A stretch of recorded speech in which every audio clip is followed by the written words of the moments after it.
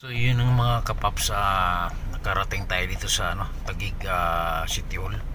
So hanggang sa ngayon kasi hindi pa tapos yung may nangyari kasi doon sa BGC, yung isang katulong na nanggaling mismo dito sa aming agency ay nadali ng dugugang.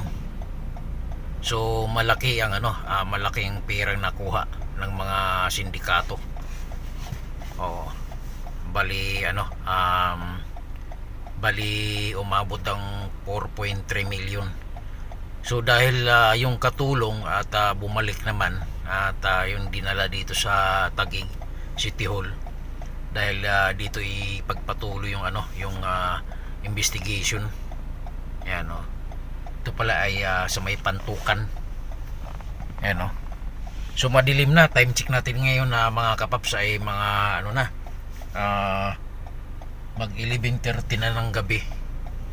So dahil kasama ko yung boss ko, so yan talagang so nandito lang tayo sa sasakyan kasi bawal dito, bawal dito ang pumarada. Dito lang tayo sa may bandang gate, dito sa may so madilim na nga.